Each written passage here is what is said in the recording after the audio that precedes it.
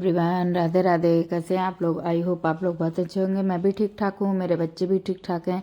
स्वागत कर रही हूँ आपका अपने चैनल वर्णी शिवाय ब्लॉग्स में। मिल रही हूँ आपसे फ्राइडे की मॉर्निंग में, कार्तिक पूर्णिमा वाले दिन। आज कार्तिक पूर्णिमा है। सबसे पहले सबको कार्तिक पूर्णिमा की हार्दिक हार्दिक शुभकामनाएं। माता रानी आप सब लोगों को स्वस्थ रखें, मस्त रखें। बस यही है आप लोगों को कहना है। आप भी प्रे करिए सबके लिए, हमारे लिए भी, अपने लिए भी, और सबके लिए प्रे करिए कि माता रानी सबको खूब सुख समृद्धि सब कुछ दें माता रानी। बस ये लगी हुई थी अपने काम में, और थोड़ा सा जो है शिवाय भी बीच में जगे हुए थे। मैं अपना काम थोड़ा सा कर पाई थी, शिवाय जग गए थे, फिर उनको लेके थोड़ा सा सुला दिया है गोदी में, और अब सो गया है। फिर से मैं अपने कामों में लग गई, और बहुत ही स्लो स्लो मुझे आहिस्ता से काम करना पड़ता है बच्चे की वजह से। शायद मेरे साथ ही नहीं, जिसके घर पे छोटे बच्चे होंगे उनके साथ भी ऐसे ही होता होगा। बस इधर का काम फिनिश करके झाड़ू ऊपर लगा चुकी हूँ। कल रात में ही मैंने यहाँ पे अपनी धुलाई कर दी थी। झाड़ू तो लगाना ही होता है ना, तो हमेशा तो धुलाई रात में कर दी थी। उसके अलावा भी झाड़ू मारना ज़रूरी होता।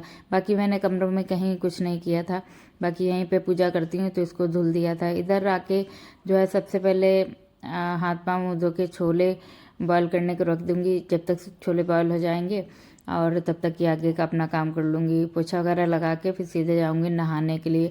छोले इसलिए बॉयल करने के पहले रख दिए, कभी कभी हस्बैंड को जल्दी कहीं निकलना पड़ता है तो नहीं कुछ होगा, वो प्याज टमाटर वगैरह उनको काट के दे दूँगी चाट बना के, तो वो खा भी लेंगे चाय के साथ, तो पेट भी भर जाएगा उनका। इसी की वजह से हर एक चीज़ सोच के चलना पड़ता है कि मतलब अगर अपने में ही लगे रहो कि मुझे ये काम ख़त्म करके ही किचन में जाना है, तो आधे लोग तो भूखे ही चले जाएंगे, फिर हमारे काम करने से फ़ायदा ही क्या होता है। इसीलिए हर एक चीज़ को सोच के मतलब सोच के करना पड़ता है, ये ऐसे करो वैसे करो।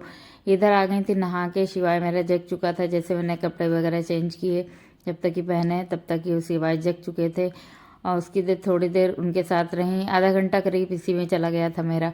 मैंने आज सोचा था कि मेरी पूजा जो है, मैं अपनी कोशिश करूँगी पूजा 9 बजे तक की हर हालत में पूजा कर लूँगी, लेकिन ऐसा पॉसिबल नहीं हो पाएगा क्योंकि टाइम काफ़ी हो गया है। फिर इनको बहला फुसला के बैठाला इस पे, अब इनके साथ बात भी करती रहूँगी, उसके बाद अपना काम भी देखती रहूँगी जो है। अब ये यहाँ पे भी बहुत मुश्किल से बैठता है, बहुत ही कम देर, क्योंकि जो है वो उसको या तो ज़मीन में छोड़ दो या तो फिर उसको कोई गोदी लेके बाहर ही घुमाए, तो बाहर के लिए ज़्यादा भागता रहता है। तो बहुत चीखता है, किसी किसी टाइम तो बहुत चिल्लाने लगता है। इतने टाइम भी चीख रहा है कि मुझको नीचे उतार दो बहुत ही शैतान हो गया।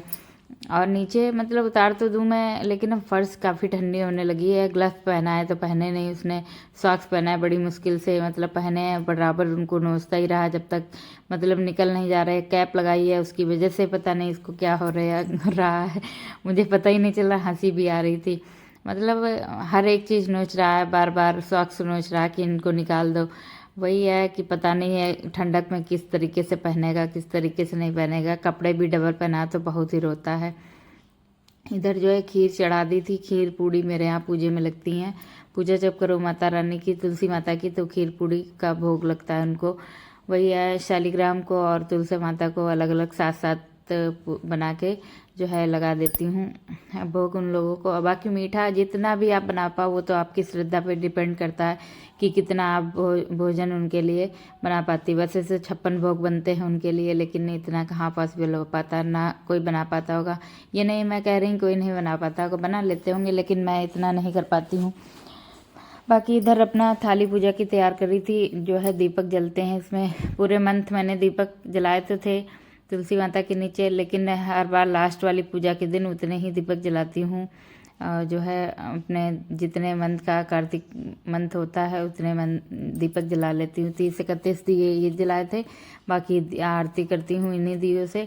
बाकी 5 दिया अलग से जलाती हूँ, जो वो तो अलग ही रहती हैं, उनसे आरती बाकी भगवान जी की करती हूँ। और इधर जो है अपना पूरा प्रॉपर तैयारी करके रख, बराबर खाने के साथ में ये भी तैयारी करती चल रही हूँ, क्योंकि मुझे सब चीज़ देखनी पड़ती है, उधर भी देखना इधर भी देखना। तो उसी के अनुसार जितना टाइम मिलता है 2 मिनट का, तो अपने लिए कुछ नहीं, सब काम में ही मतलब जितना भी समय होता है सब काम को ही देती हूँ। जल्दी से काम हो जाएगा, उसके बाद मेरा समय भी बचेगा, तो कुछ अपने ऊपर भी समय को अपना यूज कर सकती हूँ। इस समय मेरा डिजिटल वाला वर्क बहुत ही मतलब डाउन चल रहा है, इसकी वजह से मैं उसको इतना समय नहीं दे पा रही हूँ। हालांकि जितने मेरे पास स्टूडेंट है मेरे पास उनको ही क्लास जैसे तैसे दे पाती हूँ, उनको थोड़ा सा बता पाती हूँ, बाकी कुछ नहीं हो पा रहा है। इस समय बहुत ही डिस्टर्ब मामला चल रहा है कि इतनी चीज़ें लेके कैसे चल पाऊँगी। फ़िलहाल तो सब समझते हैं, मेरे जितने भी ग्रुप मेंबर हैं वो सब समझ रहे हैं कि हाँ मैम के साथ इतनी मतलब मैम पूरा फैमिली संभालती हैं, अपने बच्चों को संभालती है, ऊपर से हम लोगों को भी क्लासेस देती हैं। तो मैं उनको मेन टॉपिक ही बता देती हूँ, या मेरी भी मीटिंग होती है वो भी कभी कभी ले पाती हूँ, डेली नहीं ले पाती हूँ। तो मतलब इस समय इसी तरीके से काम चल रहा है। और एक ना एक दिन मतलब आ जाएगा लाइन पे, जब बच्चा थोड़ा सा बड़ा हो जाएगा समझने वाला कि बेटा आप ये खेलो, मैं थोड़ा सा ये काम करूँ वो काम करूँ, तो ये सब चीज़ें मैनेज हो जाएंगी। अभी इसी वजह से मैंने वो वाला वर्क अपना थोड़ा सा मतलब ये नहीं कि उस वर्क पे मैं जा नहीं रही हूँ, जाती हूँ लेकिन बहुत ही कम। इधर यूट्यूब का काम मेरा ज़्यादा रहता है, इधर व्यस्तता ज़्यादा है, उधर थोड़ा कम थी, क्योंकि एक बार 1 घंटे की, आधा घंटे की, 15 मिनट के जो भी टॉपिक का डिस्कशन करना था वो कर दो, उसके बाद फ्री। तो मतलब ये बहुत ही वो लग रहा था कि मैं इतना काम करके भी वर्क फ्रॉम होम करके भी मतलब इतना खाली है मेरे पास समय। तो मैंने सोचा यूट्यूब क्यों ना यूट्यूब ज्वाइन किया जाए, तो यूट्यूब भी ज्वाइन कर लिया मैंने। तो अब मेरे पास समय नहीं है, क्योंकि जितना भी है यूट्यूब पे मतलब काम करके अपना क्या शूट करना होता है, फिर अपना उसकी एडिटिंग करनी होती है, काफ़ी चीज़ें अच्छी भी लगी। समय मतलब कभी कभी देखो तो समय बिल्कुल नहीं अपने लिए मिलता है, लेकिन फिर मैं सोचती हूँ मैं यही तो चाहती थी कि मैं इधर उधर टाइम ना अपना मतलब जो भी बचता बर्बाद करूँ, तभी अपने काम पे ही ज़्यादा फोकस करती हूँ। और हर किसी महिला को अपने काम पे फोकस करना चाहिए। कभी कभी एक किसी किसी के जीवन में ऐसा होता है, चाहे जितना आप अपने में व्यस्त रहेंगी लेकिन एक सामने वाला आपको इतना मतलब इरिटेट कर देता है कि आप सोच भी नहीं सकती कि आप जो ना करना चाहो वो भी आपको करना पड़ जाता है। तो कुछ मैंने आपको लास्ट वीडियो में बताया था कि मेरे साथ टेंशन है थोड़ी सी। मेरे साथ टेंशन मेरी फैमिली की, मेरी अपनी कोई टेंशन नहीं है। बस सामने एक मेरे यहाँ लेडी रहती है, उसका हस्बैंड है दरोगा, तो मतलब वो अपनी बहुत कुछ दिखाया करती है, मेरे हस्बैंड पे अजीब से लांछन लगाती है, तो बहुत ही गंदा लगता। एक महिला है, किसी मतलब कितने दिन सुनेगी अपने लिए अपने बच्चों के लिए, तो मतलब कुछ तो बोलना पड़ेगा। तो मुझे बोलना पड़ा। मेरे हस्बैंड ठीक ठाक हैं, हर किसी के हस्बैंड अच्छे होते हैं ऐसा नहीं होता है, लेकिन किसी के लिए कहोगी गलत सलत बातें तो हमें एक्शन तो लेना ही पड़ेगा। आपकी क्या राय है इस पे? अगर आपके हस्बैंड के बारे में कोई गलत सलत बोले तो आप मतलब क्या करेंगी? तो कमेंट बॉक्स में ज़रूर बताइएगा। बस इतना ही कहना था मुझे, बाकी कोई टेंशन नहीं है। और अपना आराम से जितना भी मेरे पास है करती खाती हूँ, मस्त रहती हूँ, कोई दिक्कत नहीं, ना किसी जलन है ना किसी से चिढ़न है। मुझे बस इतना है कि ईश्वर ने जितना मुझे दिया है उतना मेरे लिए सफिशिएंट है, और बहुत अच्छा दिया है जितना भी दिया है। बस इतना है कि ईश्वर इसी तरीके से मेरा साथ देता रहा है, बस इतना ही है। और ये आस पड़ोसियों से तो निपटा जा सकता है। मेन दिक्कत होती है अपने हस्बैंड की या अपनी फैमिली की, अगर वो दिक्कत ना दे तो ये दिक्कतें तो आम बात होती हैं, ये चलती रहती हैं हर किसी के जीवन में। तो इस बात से मुझे कोई टेंशन भी नहीं इतनी है, ये सब देखा जाएगा, जो भी होगा सब हैंडल हो जाएगा।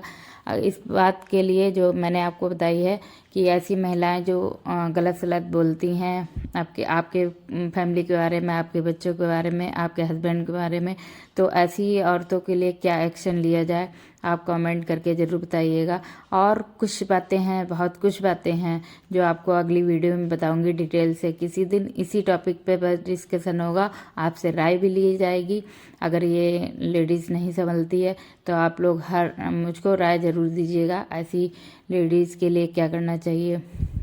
बस इधर मेरी आपके साथ बात करते करते देखिए उधर पूजा भी हो गई थी। और जैसे प्रॉपर मैं पूजा करती हूँ वैसे ही करती हूँ, बहुत विधिवत, इतनी लंबी इतनी बड़ी पूजा नहीं कर पाती। जिस तरीके से मेरे शुरुआत से मायके और ससुराल में हुई उसी तरीके से मैं यहाँ भी अपनी पूजा करती हूँ। पूजा करने के बाद पूरा सुहाग जब माता रानी को देने के बाद ही हम अपने रंग लगाया जाता है। मेरे यहाँ किसी भी पूजा पे हो तो जैसे जब पूरा माता रानी को रंग लगाओ उसके बाद सुहाग उनको दे दो, सब कुछ हो जाता है, उसके बाद ही हम लोग रंग लगाते हैं। तो वही है, और यहीं स्थान पे बैठ के ही रंग लगाया जाता है। तो वहीं पे बैठ के मैंने अपना रंग लगा लिया था। इधर सबसे पहले एक दीपक तो प्रज्वलित पहले ही कर दिया था कि वो साक्षी था कि मैंने माता रानी का श्रृंगार किया, यानी पूजा स्टार्ट कर दी है। उसके बाद ये जितने भी दीपक थे वो सब जला दिए मैंने। इसके बाद जो है ग्यार वगैरह है वो डाल देती हूँ। भोग लगा दिया था माता रानी को। जितना जैसे श्रद्धा थी वैसे पूजा की है उनकी। बस यही प्रार्थना है आज की पूजा में, माता रानी से सबको खूब खुश रखे, सबके बच्चों को मस्त रखे, जिनको संतान न उनको संतान भी प्राप्ति करे जल्दी से।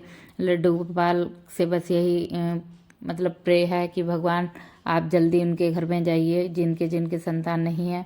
बस आरती कर ली थी। आरती करने के बाद बस यही पूजा हो गई है। अभी शिवाय जो है अंश के साथ खेल रहा है उधर। बस पूजा करने के बाद सबसे पहले बच्चों को प्रसाद खिलाऊंगी और उसके बाद में अपना अभी खाना मेरा नहीं बनाया, उसके बाद खाने पे नंबर रहेगा, खाना बनाऊंगी। बस आज की पूजा में यही कहना था, ईश्वर आप लोगों को खूब खुश रखे, जिसके बाद जो ना हो उसको देने की कृपा करे। अभी जो शिवाय को थोड़ा सा देख लूँगी, उसके बाद अपना लगाऊंगी नंबर खाने बनाने में। खाना बन जाएगा उसके बाद आपसे फिर मिलूंगी। इधर फाइनली मेरी पूजा हो गई थी। अब जाऊंगी सीधे किचन में। मेरा खाना बन चुका था। मैंने शूट नहीं किया था खाने का, क्योंकि कुछ टाइम शूट करो तो काफ़ी कुछ टाइम चला जाता है और जल्दी भी थी हस्बैंड को, इसीलिए मैंने शूट नहीं किया था। बाकी मैंने बनाया था छोला, खीर, पूड़ी, चावल। आज है ये मेरे खाने में, और प्रसाद भी हो गया साथ ही में खीर पूड़ी का। बाकी खाना हो गया छोला, चावल, पूड़ी। बस यही आज का मतलब मेरी दिनचर्या रही है। बाकी आपके साथ जो भी होगा अगले ब्लॉग में शेयर करूंगी, और उस लेडी के बारे में आपको और भी कुछ बताऊंगी। वो शायद मेरे लिए नहीं खराब हुई, वो पूरे मोहल्ले में जितने भी मेरे मोहल्ले वाले रहते हैं उनके सबके लिए वो खराब है। तो मतलब मैं ये सोचती थी इससे मतलब नहीं रखूंगी। फाइनली उसने मुझे मजबूर कर दिया है कि बोलने पे, लेकिन मैं बोलना नहीं चाहती थी। बस आज की यही दिनचर्या रही। मिलूंगी आपसे अगले ब्लॉग में। वीडियो अच्छा लगा हो तो लाइक करिएगा, चैनल पे नए हैं तो सब्सक्राइब करिएगा। अपना ध्यान रखिए, अपनों का ध्यान रखिए, स्वस्थ रहिए, मस्त रहिए। मिलती हूँ अगले ब्लॉग में। Thanks for watching guys. Thank you so much everyone.